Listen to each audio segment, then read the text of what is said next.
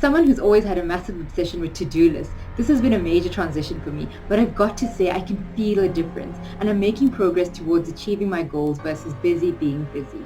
Hello everyone and welcome back to my channel. If you're new here, my name is Amrita and with this channel I aim to bring you everything from minimalism, sustainability, self-care and self-development.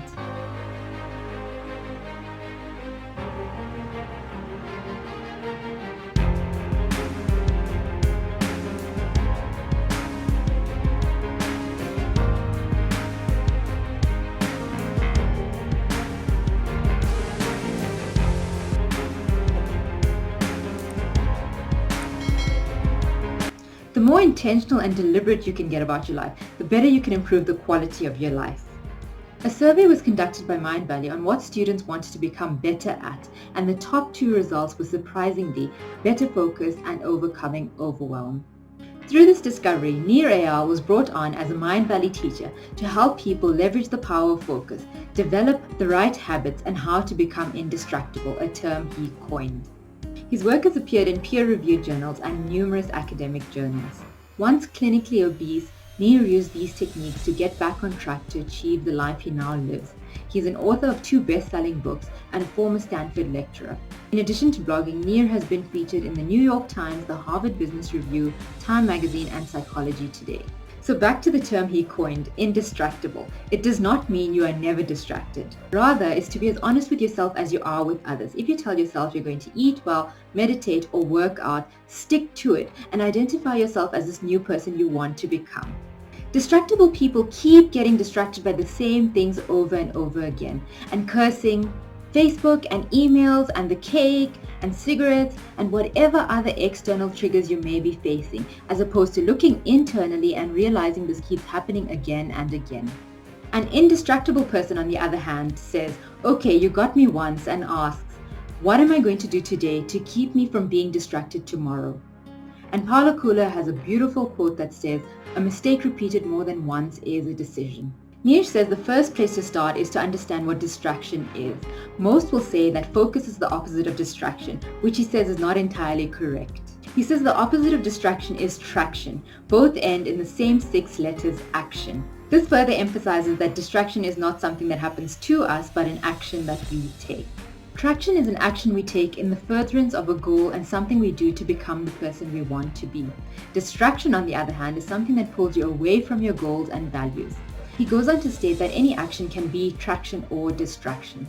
When you start a project, but start by checking emails first, since it needs to get done anyway, and you end up doing the urgent and easy tasks rather than the important and more difficult tasks, this can be one of the most dangerous forms of distraction.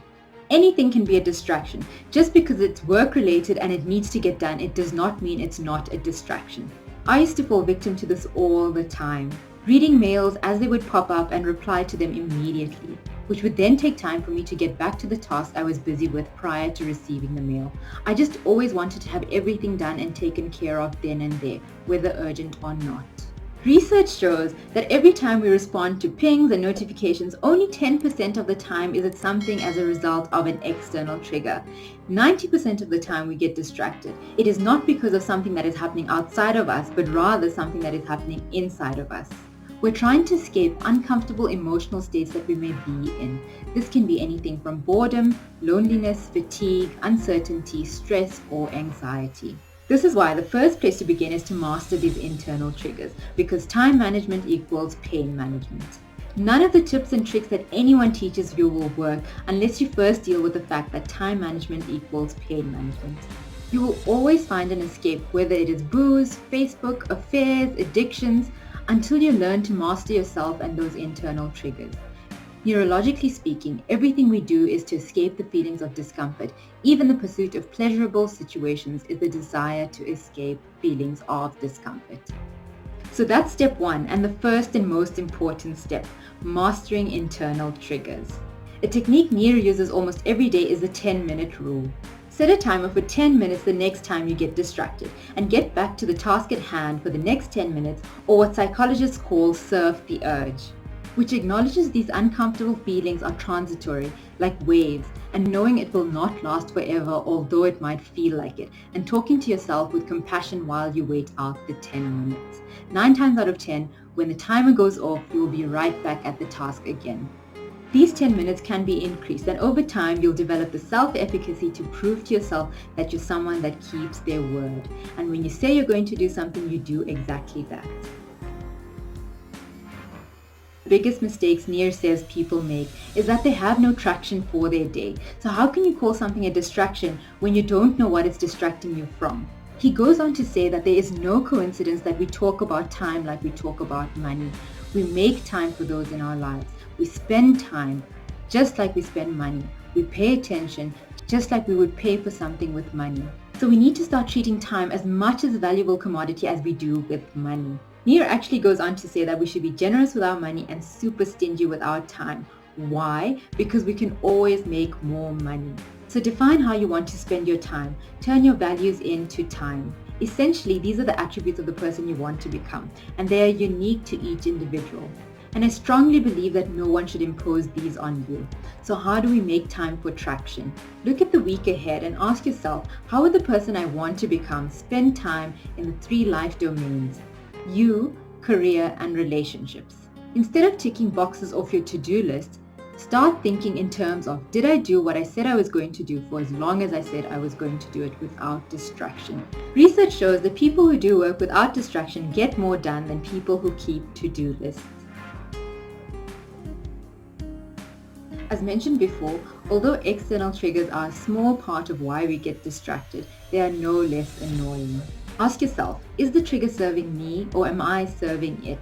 Do things on your schedule and do not deviate to things that distract you. Choose when to get to them. Take back your power.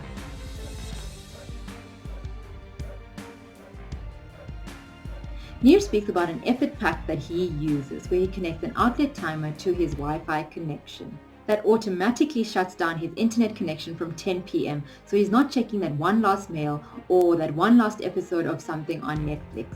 And of course he can remove the outlet timer, but it takes effort so he doesn't.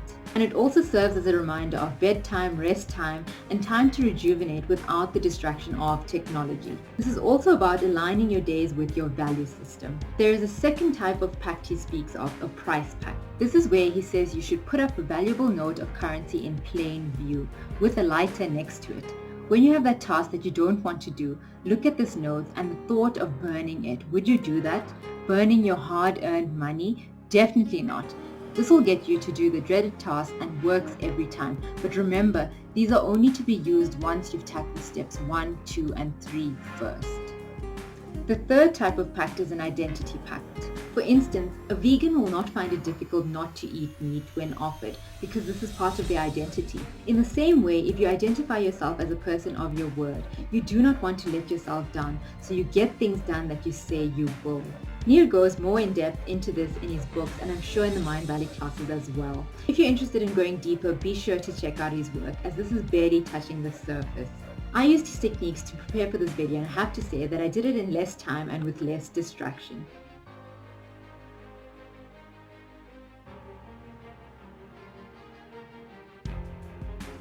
I hope you enjoyed this video and that you'll start using some of these techniques to produce the results you wish to see. Until next time, be the change you want to see.